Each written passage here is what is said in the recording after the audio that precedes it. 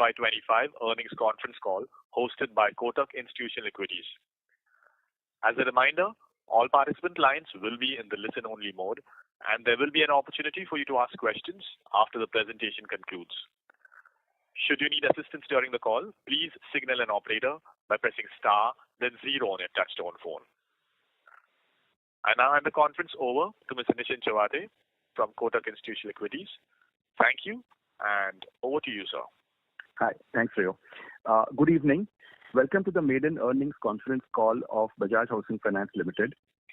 We have with us the management of Bajaj Housing Finance today to discuss Q2FY25 performance. Represented by Atul Jain, Managing Director, Gaurav Kalani, Chief Financial Officer, Jasminder Chahal, President Home Loans, Vipin Arora, Executive Vice President, Commercial Real Estate and LAP, and Neeraj Adiani, Executive Vice President, Risk. I will now like to hand over the call to Atul for his opening comments. A very good thanks, Nischint, and a very good evening to all the participants on the call. This is our maiden call, the first call, so that's where special thanks to all the participants who have joined on this call with us. I'll take the results of the company have been uploaded on BSE, NSE, along with the investor presentation deck, which again, I'm calling out the first equity presentation deck what we've uploaded. I'll refer in first 10-15 minutes few salient features of the deck, where we'll refer and then leave it for question answers to be there. I straight away jump to panel number 3, which is on the quarterly synopsis of the results. For the last quarter, company crossed 2 significant milestones. One was listing, of course, and second has been the crossing of 100,000 crore AUM in 7th year of operation of the company, 8th year of the operation of the company. We continue to have strong growth with AUM growth of 26%. Absolute AUM growth was in same range of last 2 quarters. PBT growth was 23%. PAT was 21% because of a tax adjustment in the previous year versus the current year. While risk performance continued to remain strong at a GNPA at 29 basis and NNPA at 12 basis. From an operating efficiency point of view, OPEX to NPA improved to 20.5% versus 22.1% in the last year Q2. On a scalability metric, AUM has come as 1,02,569 crores. 26% growth. From a profitability, PBT was 708 crore and a 20.5% OPEX to NIM. Asset quality 0.29 to 12 paisa of a NNPA. Credit cost was 2 basis, which was because of a overlay release. Net of overlay release, it would have been a 14 basis. Capital adequacy led by because of a public issue towards the end of the quarter, last quarter, has been 28.98. I'm moving to panel number 4. Which is on the business metrics. 26% AUM growth is called out. In between, as a sub-component, home loan had a 24% YOY AUM growth, loan against property at 18%, lease rental discounting at 28%, and a developer finance at 56%. In terms of a portfolio composition, it remains by and large stable with 57.2% as a home loan and close to 10% as loan against property, 19.6% lease rental discounting, 11.7% developer finance, and 1.7% others. By and large, in the same range which had been there. Disbursements for Q2 was tad lower than Q2 FY24, largely led by a decline in transactions in the LID side of the business for the quarter, because last year, same quarter, we had few market transactions, large transactions in the lease rental discounting business. Vis-a-vis, that is where the disbursement has been a tad below the last year, same quarter. I'll move to panel number 5. Cost of funds came in at 7.92%, which was 5 basis higher than Q1 FY25 at 7.87, and year-on-year 28 basis increase, which has been there. Borrowing mix largely 44%, 45%, 11%, 44% to the bank, 45% on the money market, and National Housing Bank at 11% has been the mix. On the gross spread basis, on a Q2 FY25, we had 1.9% gross spread, which was stable from the last quarter, which was a Q1, 1.9%. Of course, on a year-on-year basis, the gross spread was 2.3% in Q2 FY24.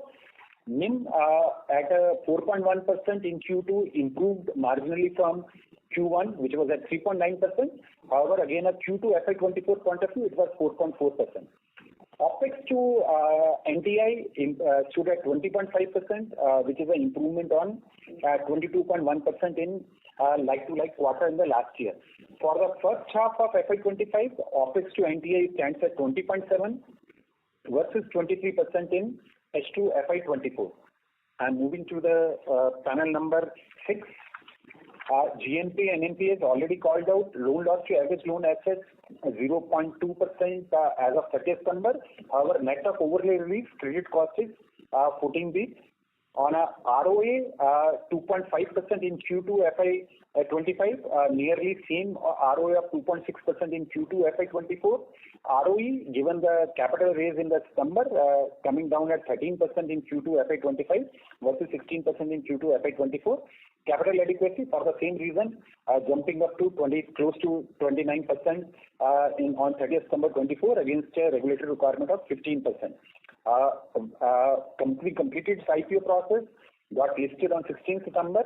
As of 30th September, out of IPO proceeds of 3,560 crores, what was for the company primary raise, 1,500 crore was yet to be deployed and they remained in the monitoring account. It's expected to be utilized during October 24. Profit after tax, already called out, moved up by 21% against a 23% improvement in the profit before tax. Moving to the panel number 14.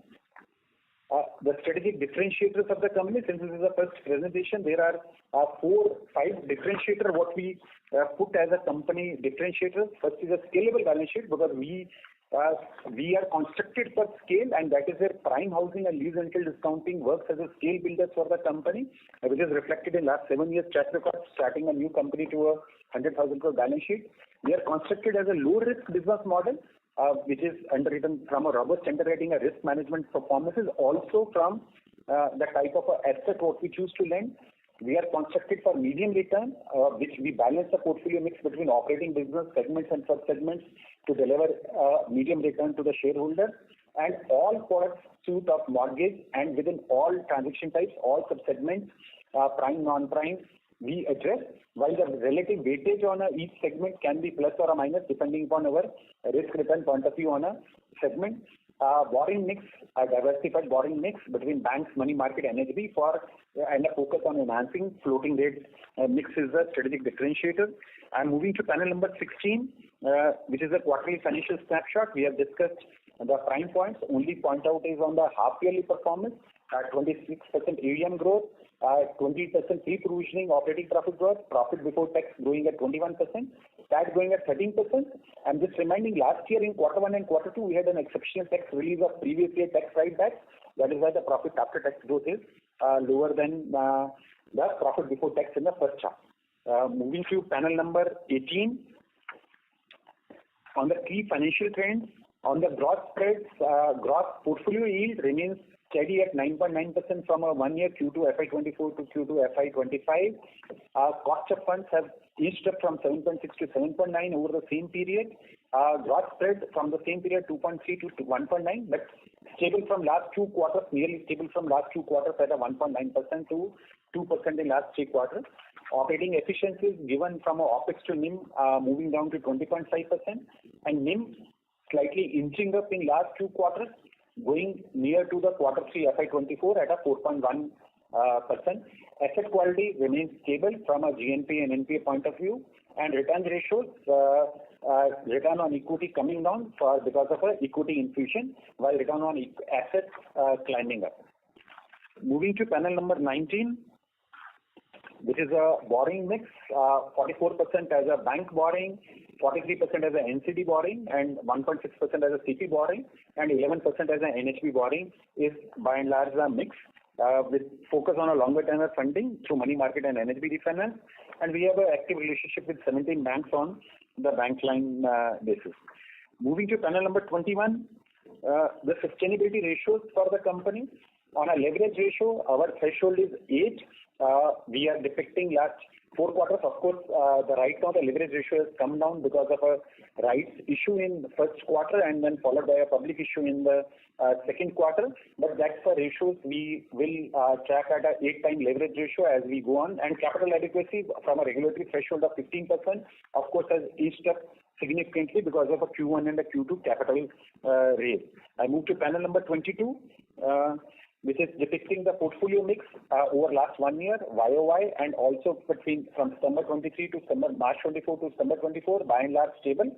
1% differential coming in the home loan mix going down, and a 2% growth in the developer construction finance portfolio over a 1 year period. Other assets, lease rental discounting remaining stable as a part of a portfolio. Loan against property going down by around 1% over the period.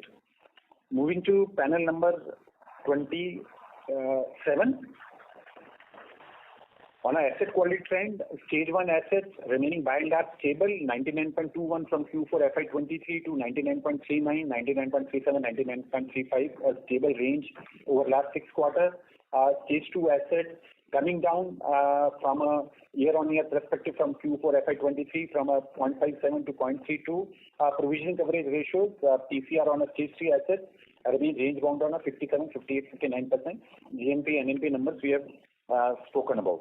I come to the last slide where I am pointing, which is at 29, slide panel number 29, which gives a asset-wise breakup on the GNPAs, NNPAs on a asset breakup from a home loan to loan against property to the other loans. This is what I have from my side. Thank you for patient listening. I hand over to you, Nishant, for.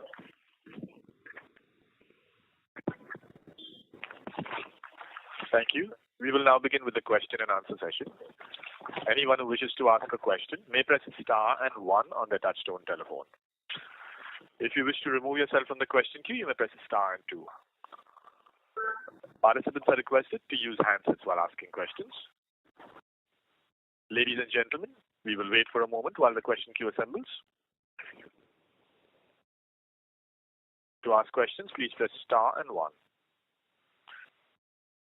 The first question is from Raghav Garg from Ambit Capital. Please go ahead. Hey, hi, Atul and team. Thanks for giving me the opportunity and congrats on the results and the listing as well. I have a few questions. One is, what was the disbursements growth in the home loan segment for this quarter, for the second quarter? And also if you can tell me for the first half. I have readily available on the YOY numbers. On the retail side, the disbursement growth was close to 7%, while on the commercial side, the degrowth was of 9% on a YOY number. You can check on the quarter-on-quarter numbers and come back to you. My assumption is it will be by and large stable.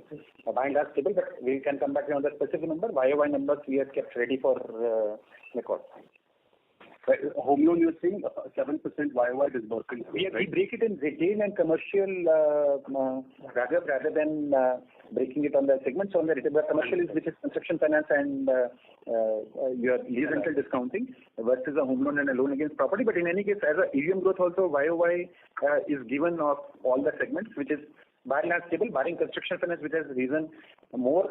Other 24% is a home loan YOY AUM growth versus 18% loan against property, 26% lease rental discounting, and a 58% there. At an overall company level, 26% growth. But we can come back to you on the quarter number if you're interested. No problem. And how are you looking at the disbursement growth in the retail side for this year as a whole? We are operating in a bit of a construct because we are yet not out the publicity guidelines for future looking there. But I'll say that we are because we are still in regulatory silent period because this is a 40 days as advised by legal counsel to us. But we will be by and large stable. We are not seeing any major changes in the disbursements as we go forward. In fact, our view is that we should be, as our SBU of a near prime and affordable is kicking in, we should see a growth picking up a bit towards in the retail segment. Because so far it is largely led by prime, but with the affordable and near prime segment now started delivering numbers. As we go forward, we should have a pickup in the retail numbers. Atul, the only reason I was asking is that You've done 7% for this quarter, and given your AUM growth has been at around 26%, a single-digit growth would largely mean that the AUM growth slows down further.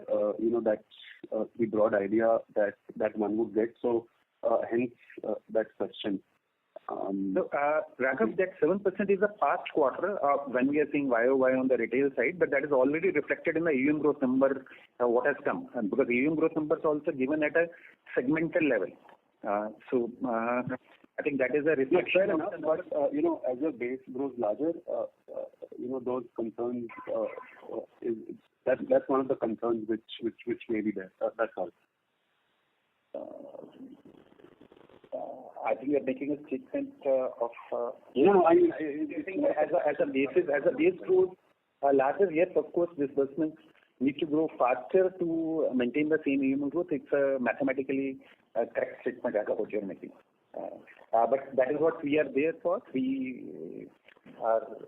We'll try what we have to do what we have to do. I'm trying to balance the response. Like I said, that since we are under a publicity guideline, not to give too much of a specific future forward-looking numbers we can't share. That's where I'm trying to moderate my response. Not understood. That's fair enough.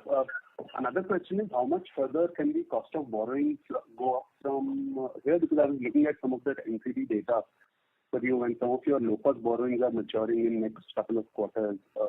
Just in that backdrop, what is your expectation of further increasing cost of funds? In the cost of fund side, by and large, you can say the implication of either the earlier low-cost NCD maturing or the pricing, the peaking out of the pass-through in the cost of fund, that has happened. Whatever we are seeing a bit of a uptick in the current quarter is largely because of you are aware in last 3-4 months there has been a MCLR increase by the banks. There has been all the banks, most of the banks have increased MCLR. It is no catching up. Whatever increase in the Q2, because whatever quarter has to be happened has happened. There are very little number of. I'm not even sure it is in single. It will be less than 300, 400 odd crore of a kind of a low cost NCDs earlier which are yet to be retired. Otherwise, everything is now. It has got structurally picked up. It has structurally got picked up. Understood. And I'm assuming since you're in that 40-day period, you're also not allowed to speak about your credit cost guidance. Is that correct? Otherwise, my next question would have been on that, given that the current quarterly run rate seems too low. So quarterly run rate, like we called out, the 2 basis is looking like from because of a overlay release. Net of overlay release, we had by and large been stable in last 4-5 quarters of a 14 to 16 basis kind of a credit cost. Net of overlay release, we don't see any reason because case to assets have remain at a low level or have come down over the last 1.5 year period. We are not looking to look at a very differentiated or any significant change in the credit cost numbers as we go forward. Or net of overlay release.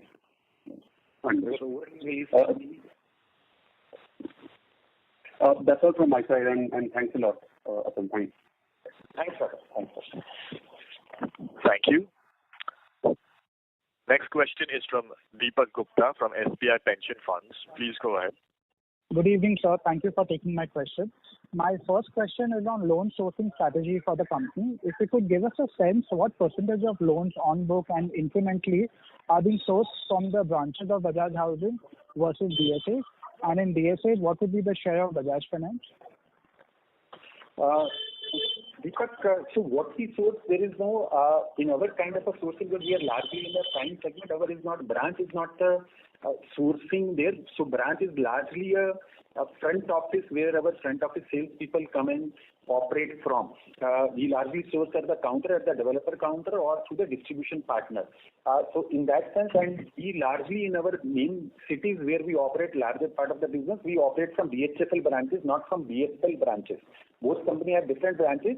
Only in some places in the rural market, we take space or a space from Bajaj Finance branches to operate, but that's not a BFL branches organization. It is our people who may have been sitting in the BFL branches as a cost sharing basis where we don't have sufficient number of people. So the entire sourcing by BHFL, not by BFL. If the question is pertaining to the ETB mix or the Bajaj fix, because we get consented customer on the digital leads or on the franchise customer of BFL, that sourcing in the home loan side will be between 12 to 15% kind of a sourcing mix, which remains by and large stable. Out of the home loan disbursements, whatever come through, 12 to 15% disbursements come from consented customer digital leads basis from what comes from BFL to us. At a distribution side, there is no overlap between two companies. Both companies mobilize business separately. So whatever business we see from distribution for BHFL is a BHFL mobilization, not a BFL mobilization. Sure, I hear you, sir. And my next question is on the fact that, given the fact that now Bajaj Housing is listed and it's arm length between Bajaj Finance and Bajaj Housing, can Bajaj Finance also do similar business as Bajaj Housing? See, Deepak, Bajaj Finance already does loan against property business because both companies have their own strategic constructs. Bajaj Finance does the LAP business to primarily meet their vast SME customer franchisee requirement and to deepen their relationship with these customers.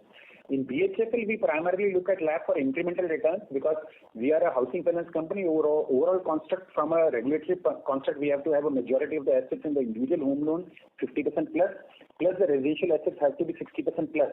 So for us, LAP and LID are a mix of opportunity base. So it comes as a lower priority for BHFL. BHFL has its own space, own priority. BFL has its own priority.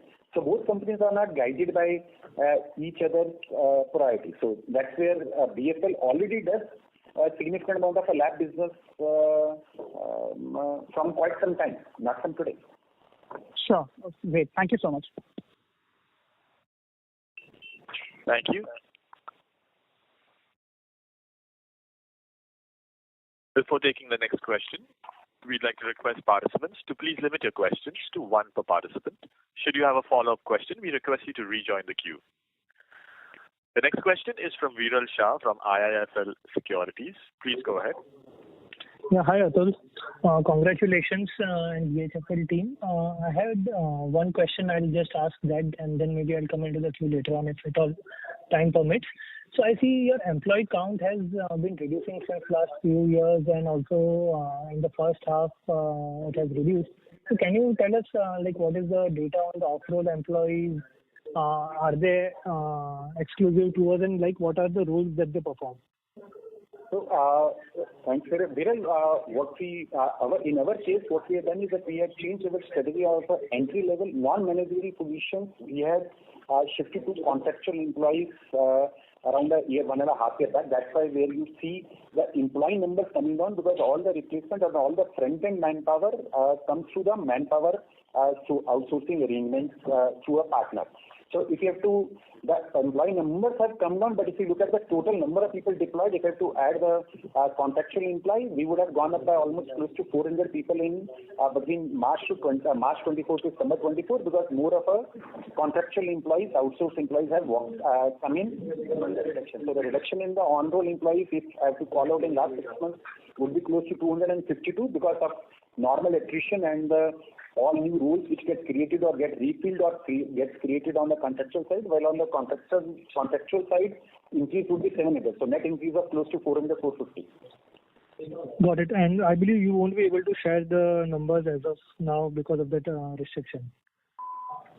I shared the numbers right now. The number of employees, when you have asked the number of employees, I said that in last 6 months, total number of employees, including outsourced, has gone up by close to 400.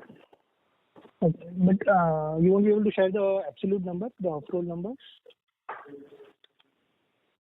Off-roll numbers are, we can, you give us some days to share the actual number, but in any case, if I was calling out that 400 numbers have gone up, you can... Got it. Calculate that number. Makes sense. I'll come back into the queue. Thank you. Thanks. Thank you. The next question is from Piran Engineer from CLSA. Please go ahead. Yeah, hi team. Congrats on the quarter and the successful IPO. Just one question on your floating rate loan. So what percentage would be repo linked versus internal benchmark linked, and how are you thinking about pricing in a repo rate cut environment? So in terms of our repo rate, I'll give you the specific number. I think close to 15,000 crore book would be 13,000 crore asset book would be repo linked there, which is match funded by a repo linked liability, close to match funded by repo linked liability. So there is, if your question is on the spread management as a repo rate cuts down, it's completely hedged or balanced in that sense from whatever the repo linked book is there, the same is backed by repo linked liabilities largely. And your internal benchmark moves over time with repo, or how does it typically move? Internal benchmarks are linked to our cost of fund movement. Internal benchmarks are linked to our cost of fund movement. Got it. Could I squeeze in one more question? Yeah, please go ahead. Yeah, okay. Just on the disbursement growth being only 7% in retail, is that more a conscious decision with regards, pricing or asset quality, or is it a genuine end investor or end home buyer slowdown? No, so there is no concern on the credit cost side or the credit side. The numbers are there. There is no nothing what we are envisaging or seeing as a thought to go down in terms of the disbursement. Rather, so my request to you would be to look at, because the earlier question was also towards the disbursement growth. Probably the portfolio AUM growth is a larger number to look at in the as far as the mortgage business are concerned. Disbursement growth sequentially or at a number wise is in our sense less important than the AUM growth. I'll say at a AUM growth level in the retail also at a YOY home loan at a 24% AUM growth level is a significantly okay number. So we don't see, so there is no conscious decision to slow down or not. It's not being slowed down, whether from a credit point of view or from no, like competition, like that's what I meant. Pricing, competitive intensity. Very intense. Competition in the home loan, in the prime home loan remains very intense, which all of us remain. But that had been the status from last 6-7 years ever since we started the business and expected to remain intense. We don't see any change in the competitive stance or our competitive stance or our appetite to grow or our ability to grow. Got it. Okay, that's it from my end. Thank you and wish you all the best. Thanks. Thank you. Thank you. Next question is from Abhishek M from HSBC. Please go ahead. Yeah, hi. Thank you for taking my question. So two questions. One on provisions. So just back calculating, I think the current run rate of overlay utilization is around 30 crores a quarter. If we just go by this, then maybe in the next 1.5 quarters, the existing overlay gets, exhausted.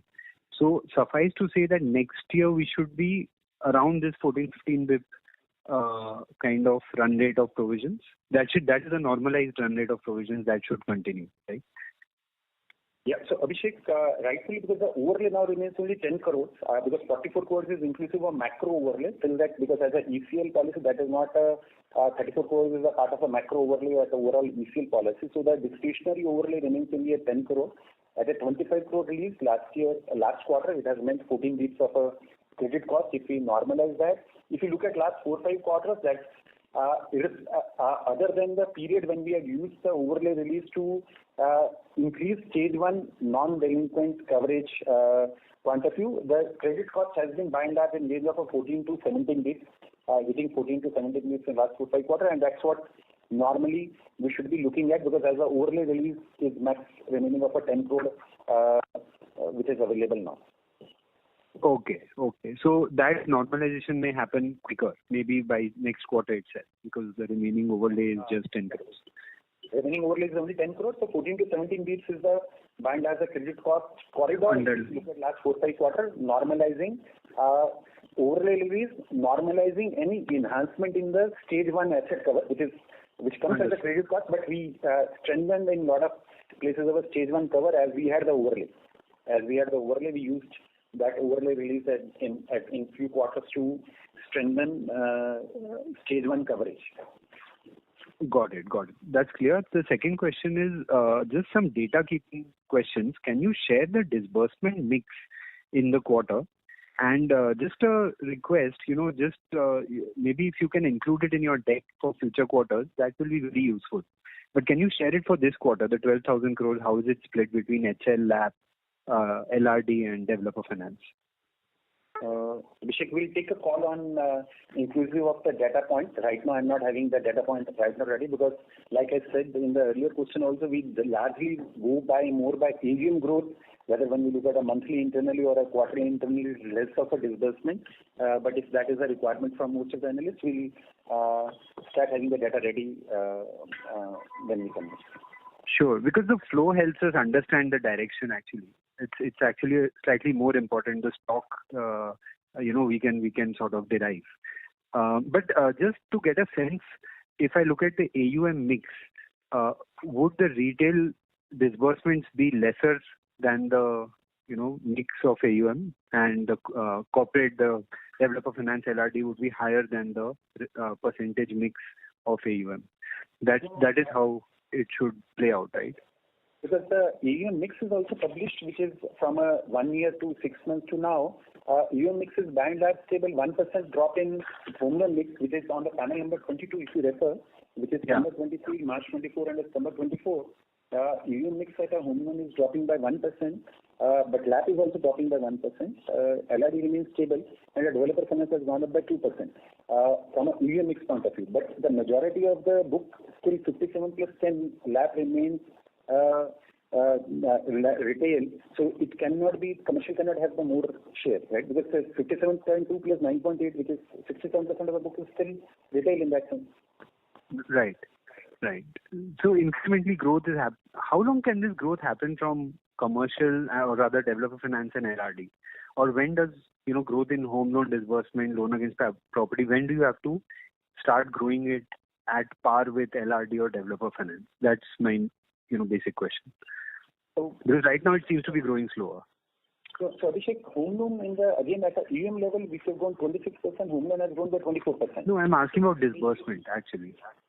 But disbursements, okay, like I said that we'll start putting disbursement, because disbursement, more than disbursement, EUM is the relevant number, but we'll start putting the disbursement numbers onward, because disbursement numbers are an indicator for a EM growth number. Because eventually earning is on a EM for the company. But we'll start putting out the disbursement numbers from next quarter on. Sure. Okay, thanks. I'll come back in the queue. Thank you.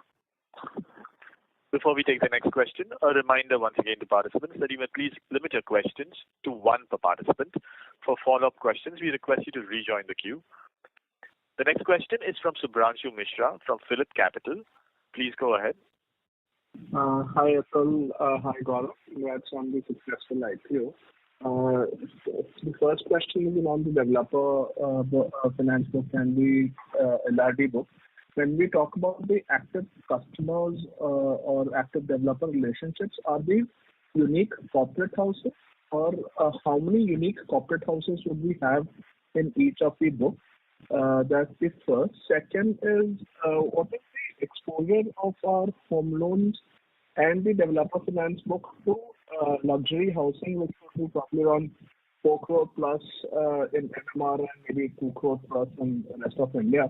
And the third is a subset of this question. What is your view going forward on luxury housing growth? Because we're seeing a lot of launches in this segment. Sorry, Subhranshu, I got your first question, which was on you are wanting to know the corporate developers, whether developer and the LRD book is there. So I'll answer that question, and third question I've understood. In second question I was not able to hear correctly, but the first question, which is our what we have given as a number of projects and also developer relationships as well, which is given out in the deck in terms of the developer finance book is represented by how many numbers. Generally, lease rental discounting and developer book is not much of over 20 panel number 26, which gives the active developer relationships of 451. So 693 projects represented by 451 developers. So it is in that sense No, no. What I'm asking is, out of these 450 developers, how many are unique corporate relationships? As in, do we have 3 or 4 Raheja exposures? No, no. So when we call a developer relationship, that means if there is a one person who owns multiple entities, it's called as one. So 451, when we are saying developer financing, that is, then in that sense, in your question, you can say it's the 451 corporate relationships or the developer relationships. Which these are unique in that case. Yeah, 451 are unique. That's why 451 representing 693 projects. So that's how. So there can be people having multiple projects, or the same person in the same entity executing multiple projects where we have a exposure. 451 are unique developers. Same way in the lease rental discounting, 264 are the unique relationships. So there, in your same example, if one corporate house has 3 entities, wherever 3 relationships, it is counted as one. 264 is counted as one. Understood. My second question was, what is our exposure of luxury houses, which is roughly on 2 crore plus in rest of India and 4 crore plus in developer financing and home loans? So largely in terms of a disbursal side, in the home loan side, generally 2 crore and plus would be constituting maybe around 15% odd. I don't have a specific number right now. I think that's a approximate number, but we'll check that number, 2 crore plus. Because largest number of disbursals, our average disbursals in the prime housing space, because there are various pieces of business. There is affordable near housing on the rural where the ticket sizes are low. But if you have to talk about the prime housing, their average disbursal size comes at close to 70 odd lakhs. Where the larger part of the customers remain between 45 lakh to close to 2 crore, 2.5 crore. Above 4 crore would be very minor part in the retail side, very, very minor part. And in the developer finance as well, largely the customers who would have funded above 4 crore unit size would again be very, very marginal. We are largely, because we do developer finance for 2 purposes. First purpose is to act as a funnel for home loan. Largely in luxury housing, it does not act as a funnel for home loan. So that's where the portfolio mix would be very, very marginal for luxury housing. Above 4 crore, if you are talking about as a luxury housing. Above 2 crores in construction finance, what would be the exposure? I won't have the ready numbers right now for me to answer. Sure. But you should assume majority of the book is towards less than 2 crore. Understood. And my last question was around your view on luxury housing growth going forward. We are very small to compare to the industry, so I will desist from giving an industry view in terms of how the industry is going to grow. We believe, as of today, in a general view, what my personal view would be that all segments of industry have large leeway to grow, but I will desist from making up industry comments. Sure. Thanks, Atul. Best of luck. Thanks.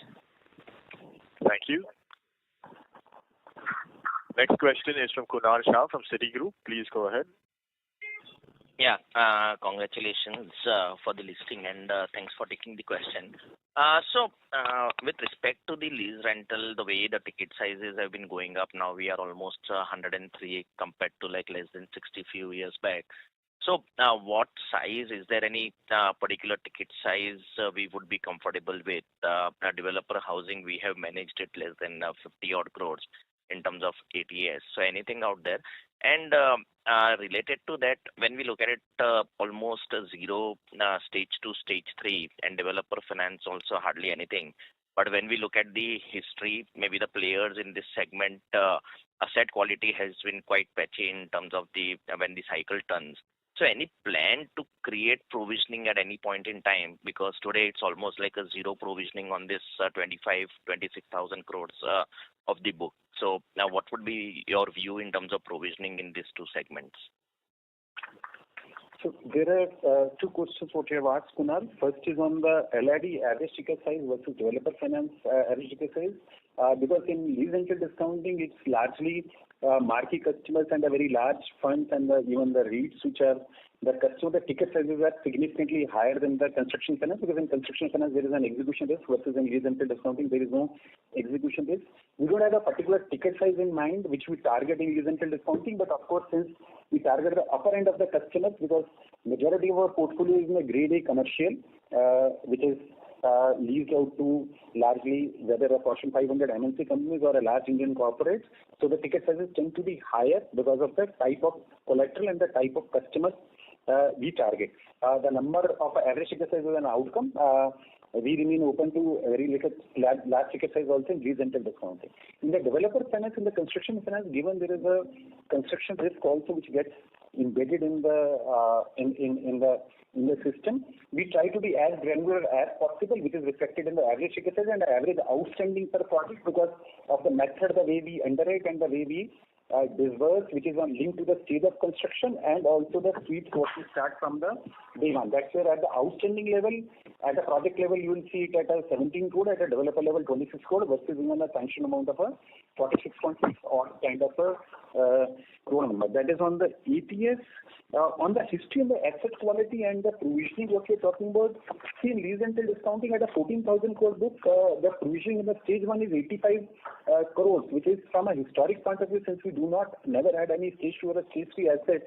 I think 0.61% kind of a ECL provisioning is significantly higher provisioning than whatever ECL models do that. What I was calling out in earlier question that whenever we used in 2 quarters to strengthen stage 1 provisioning because of an overlay release, we use that here because there is, while as a historical on a ECL model, there is no loss number or a loss percentage which will calculate on lease rental discounting, but the 0.61% what you can see from panel number 28. Yeah. The provisioning is 0.6% on entire stage 1 asset. There is no stage 2 and stage 3 assets. It's more than adequate in our assessment. Same in the developer finance, it's a 0.62.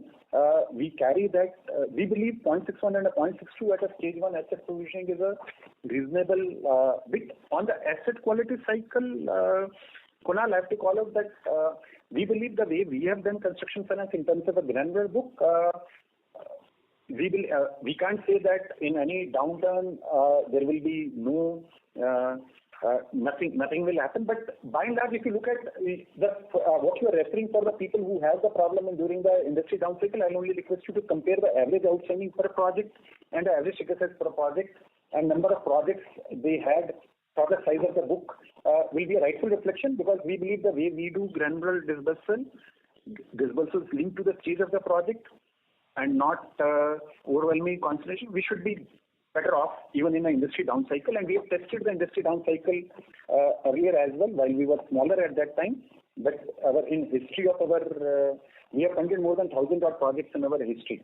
So far, there had been only 4 projects where we had encountered troubles, and in the entire history of 7 years, out of that, 1 or 2 we recovered later on, and 1 or 2 which are reflected in the stage 2 or stage 3 even as of today.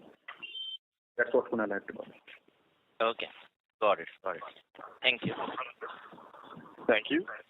Next question is from Pranav Gupta from Ioneos Alpha Investment Advisors. Please go ahead. Yeah, hi, and thanks for the opportunity. Congratulations on the successful listing. So just one question, which is a more longer-term question. With no large changes that we can expect in the asset mix, how should one think about long-term ROA and think about optimal leverage over a 3, 4, 5 year period? So Pranav, that is what we have put in our presentation in the panel number on when we give the sustainability metrics at a leverage 21. So panel number 21, we believe 8 is the leverage which is a sustainable leverage metric, and that where as we go forward, as we utilize the capital what has been there, we can see that before 8 is when we look to raise the yeah. Right, and just on the ROA bit, with leverage going up, capital getting utilized, and no major changes expected in the asset mix, how should one think about ROA going forward? So in the last quarter, ROA, the capital raise has had a very minuscule impact because as we got listed only on 16th September. So 16th September, and that also, like we have called out in the presentation, 1500 crore as of 30th September also was unutilized. Right. So there was a minor impact of a ROA in the capital raise in the last quarter. So it's not that the last quarter ROA is driven by the capital raise of last quarter. And if you look at an overall broader number as well, on the trajectory of ROAs over the period, I think that ROAs had been in the range of between 2.3 to 2.5% by and large over the various FY23. Excluding if I exclude FY23, it is largely in the stable range of between 2.3 to 2.5, 2.6, ranging between in a quarter going up or going down slightly a bit. It has been largely stable in the last 2-3 years. Sure, sir. Thank you so much. Thank you. Next question is from Renish from ICICI. Please go ahead.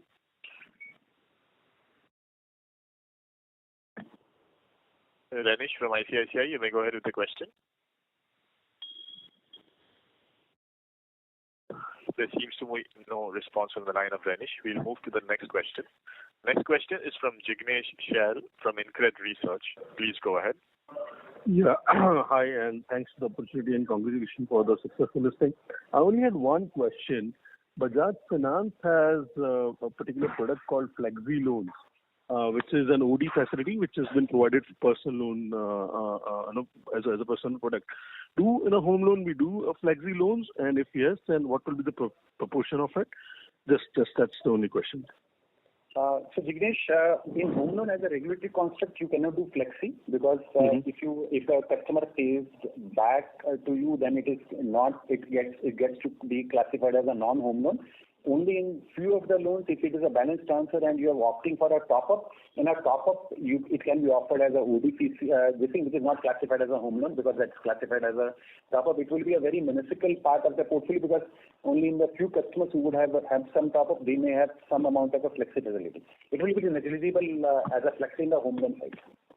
Okay, so my understanding is that then all our home loans are pure term loan kind of a product. I mean, it has to be term loan, Jignesh. Okay, and no flexi in LRD and corporate also, right? So flexi, dropline flexi would be there in loan against property because there is no regulatory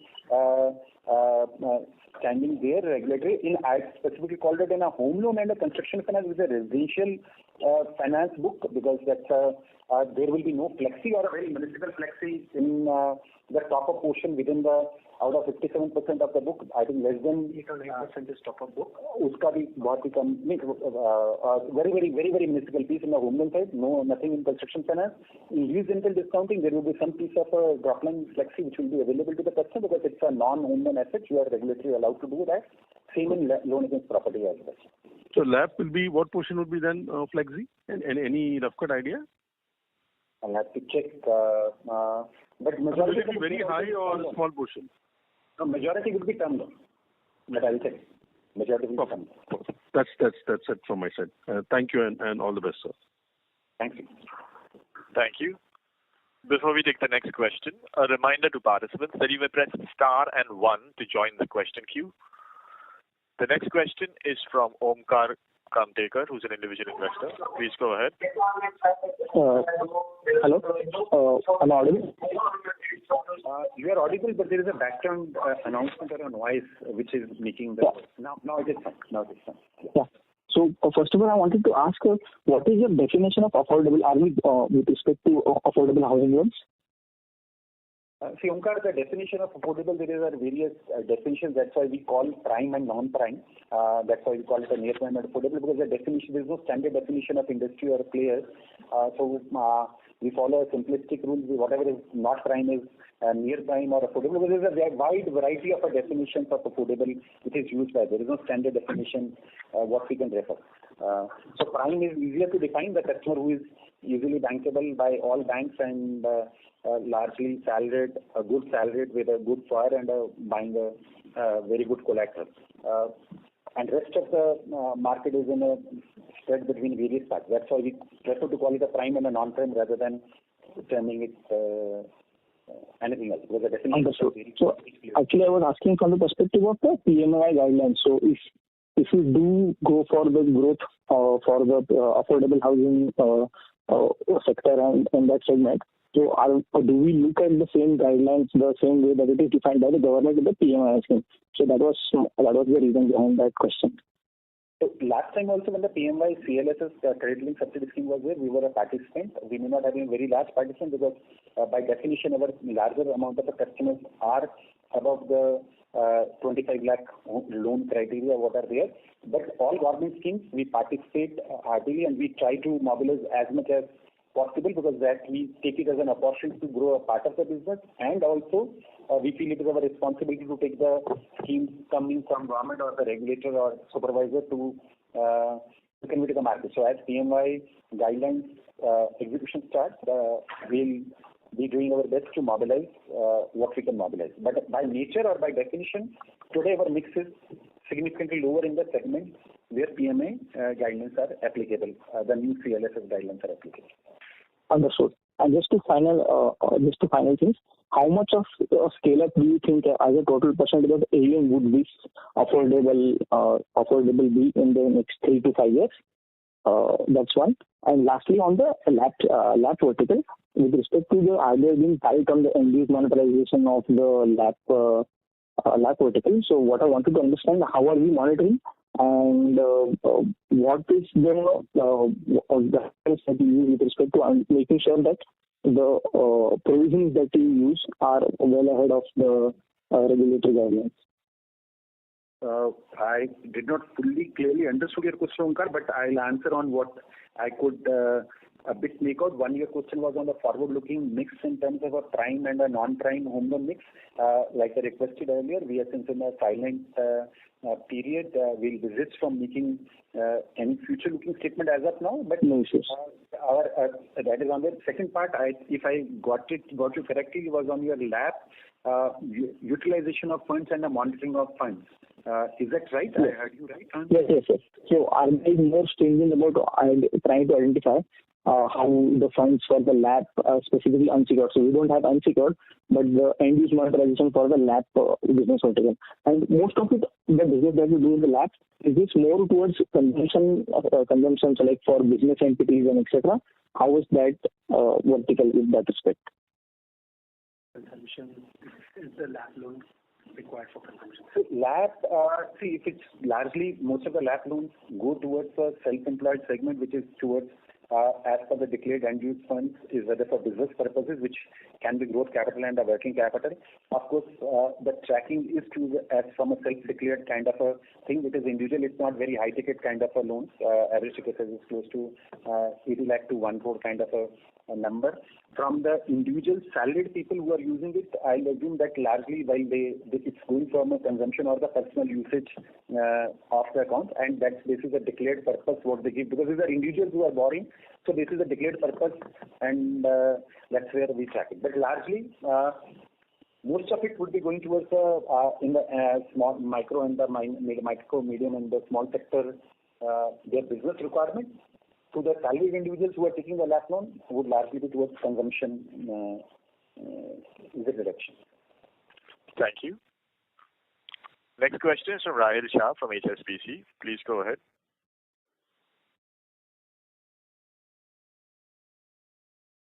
Rahil Shah from HSBC, you may go ahead. Hello, am I audible? Yes, sir. Please go ahead. Thank you for taking me on the queue. So I just wanted to understand the indicative yields on your different segments, so home loan, LAP, construction finance. Can you give a sense of like a range? Sorry, for indicative range on yields, lending rates on home loan, LAP and construction finance and LRD. I cannot share this data, but broadly I can say on the yield would be in the home loan between close to 8.8 to 9.2, on a loan against property between 10 to 10.5 broad, and lease rental discounting between 8.5 to 9. That's what in the developer finance between 11.5 to 12.5 or 13. Okay, sure. And just between LRD and construction finance, given like what would be your based on your risk tolerance, the mix, till what share between these two you would be comfortable? I'm just trying to understand whether the share of LRD can increase further, or this is something where the company would be comfortable managing the book at. We remain bullish on lease rental discounting because in our assessment, this has remained always a very low risk business and a scale business, delivering optimum kind of a returns to the company, and with risk profile being very low given the choice of the customers. And since it is in a way doubly secured, both cash flow secured because cash flows are escrowed along with the executed property or executed the project or executed building which is there. So there is no cap we have as far as we are as we look at from a lease rental discounting, but there is a different kind of a cap which comes for us because as a regulatory norm, 60% plus of our assets, total assets, which means close to 60 to 63% of our land assets have to be in the residential space. Because 60% of total assets, then there is a liquidity buffer which also gets included as an asset. So the balance assets is only what we can lend for basis the opportunity or risk return metric, whether loan against property or lease rental discounting or some other what we can do. So the cap can come from that point of view because if we continue to feel, as of today, our view has been that between loan against property and lease rental discounting, risk return metrics had been better for lease rental discounting. So we have chosen to grow lease rental discounting more. However, one, from an upper cap point of view from the regulatory concept. Second, if loan against property in future becomes much more attractive, it can have some mix change. But from a business concept point of view, we remain very bullish on lease rental discounting. From a construction finance, we largely do construction finance for a funnel for our home loan business, which is close to now 11.7. Our internal view as of today would not to exceed 15% kind of a mix in this business as we even go forward. That is what I repeat to. Oh, sure. This was very helpful. Thank you. Thank you. The next question is from Jigar Jani from BNK Securities. Please go ahead. Yeah, hi. Thanks for taking my question. And, Jigar, we are sorry, I'm not able to. Your voice is breaking quite significantly. If you are using a speaker, I'll say if you can use a handphone. Is this better, sir? Yeah, this is better. Yeah, sorry about that. So I was asking regarding the provision coverage ratios. We have seen from Q1FY23 the PCRs on stage 1 dropping from about 0.6% to now about 0.34%. So do we have a minimum criteria beyond which we will not drop the stage 1 PCL, or we will be driven by the model itself? Similarly on the stage 3 assets as well, so it has fluctuated between say 58 to at max 66 also. So any internal limits beyond which you will not drop the PCRs on stage 1 and stage 2? Yeah. So first on the stage 1, it is driven by largely ECL model. The level you are saying dropping is because of we were carrying the overlay. As the overlay is getting consumed, it is coming as a normal stage 1 provision. So there is no model fluctuation which is happening here. It is only as the overlay is coming down because overlay sits as a part of a stage 1 coverage. So there is no otherwise model changes or a model coverage change or a dropping of the coverage. It is absolutely in line with whatever is from excluding overlay. ECL comes as a model which gets refreshed every year, and there has not been any changes in the scheme. But on the stage 3, as per ECL model, the number LTD is significantly lower, but we generally provide for higher kind of a number as the vintage goes up because all are secured loan, but we still try to do that. But again, the range bound will be 50-60%. 50-60% is what against a model of close to around 40-odd%. But 50-60% is a PCR on a stage 3 asset, what would largely be there. And for stage 1, like I called out, the number remains stable. It's only the overlay adjustment is what is making you look like the stage 1 provision coverage is going down. So now, since the overlay is almost diminished, this should be steady state, basically, what we have seen in the quarter. This will be steady state depending on the asset mix because ECL stage 1 is different for each different asset. Like we provide for much higher stage 1 for if it is a commercial asset, whether a lease rental discounting or a construction finance versus a stage 1 asset provisioning for let us say a home loan, and which is visible if you look at the panel number 28. Stage 1 provisioning for each asset is different for loan against property to lease rental discounting to developer finance. So a mix of a mix change can result into, so for example, if home loan has to grow much faster than other assets, you can look like at a console level, stage 1 coverage going down, but not other way around. So it's a product mix driven stage 1 output. I hope I'm able to explain. Yeah, understood, sir. This was very helpful. Thank you. Thank you. The next question is from Gaurav Jani from Prabhudas Lilladher. Please go ahead. Thank you, and congrats on the listing. So just wanted your outlook on the disbursals, right? So, I mean, Q2 of last year till this year, till this quarter, I mean, the disbursements have been flattish, right? First half we've done about 24,000 crore. So, what's the outlook for the second half? That's number one. And secondly, our repayment rates are sort of fallen drastically over the last 2 quarters. So anything to read out there, and is this a structural thing that we're going to do out there? Thanks. So that's the first thing. I was not able to understand your questions very clearly. Disbursement H1 versus H1 is flattish, so H2 popular.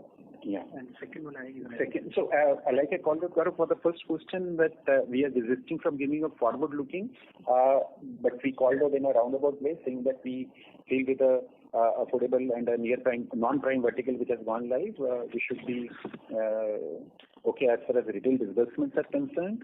The second question even Gaurav could not get. Can you just repeat? Sure. So what I was trying to ask is the repayment rates have drastically fallen over the last 2 quarters. Anything to read out here, or is this a structural thing, or just business as usual and probably they'll get back to normal? Yield, you are referring to yield, Gaurav? Again, I'm sorry, we're not... No, repayment rates. Retainment rates? Yes. Portfolio attrition. You are talking about portfolio attrition? That's correct. Okay. So portfolio attrition, like what you see from when you try to do it, is a mix of various portfolios. Like if in case of overall portfolio attrition, when you look at a DF portfolio, construction finance portfolio has a much higher portfolio attrition, because which drives the total attrition, because you will not be able to do a simple mathematics of a disbursement minus AUM growth to arrive at the attrition, because in each of the products, because we are a diversified HFC having a various product mixes, and at various assets can have a various kind of attrition driving there. But for the retail portfolios, the attrition rate remains by and large stable. The larger part of attrition uptick in last 1 year has been driven by the construction finance portfolio, because the residential sales has been very high, and there are pre-agreed street ratios on each project at every stage. So that's where it has been more coming through the construction finance portfolio in terms of an attrition. So just an extension to that. So last 2 quarters, we have seen a fall in the attrition rates. So just want to understand anything to read into it. The attrition rates from the retail side are by and large stable. The plus and minus of the attrition rate, what we have seen, would be driven by in the construction finance portfolio at some point of a time, if the seats are in a quarter, if the attrition is lower, the attrition overall you may calculate in a reverse way. But at a retail portfolio in the home loan side, it's by and large stable over last 3-4 quarters. Sure. And so just last question, if I may squeeze in one. We haven't seen a drastic improvement in the margins despite of we raising money in Q1, and Q2 I think will come in, the benefit may come in Q3. But what I wanted to understand is, have we sort of matured borrowings on a back-ended basis, or how do you look at margins from here on? So the margins do not change by raising capital. One, the public issue has been raised only on 16th September, and we have called out already the money has not been utilized even as of 30th September. Because 16th September we got listed, so the partial utilization of money has happened only between 16th September to 30th September, so it cannot have made any impact on RA. But the margin, when we call about the gross spread, which we said is stable between in last 3 quarters from a 2 to 1.9 to 1.9, has nothing to do with the capital infusion. That's your lending rate minus borrowing rate.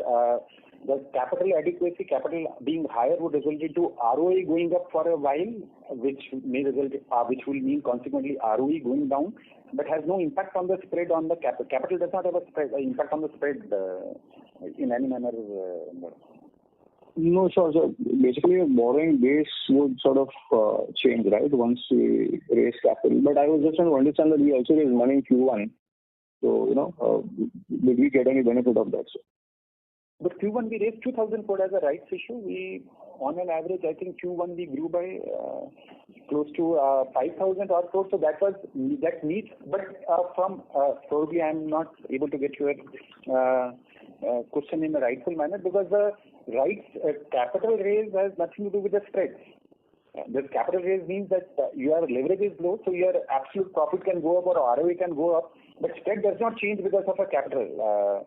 Only at a NTI level, even on a net spread, if you compute basis your interest income to AR and interest cost to AR, that also has remained flat at 2.2% Q1 versus Q2 of current year.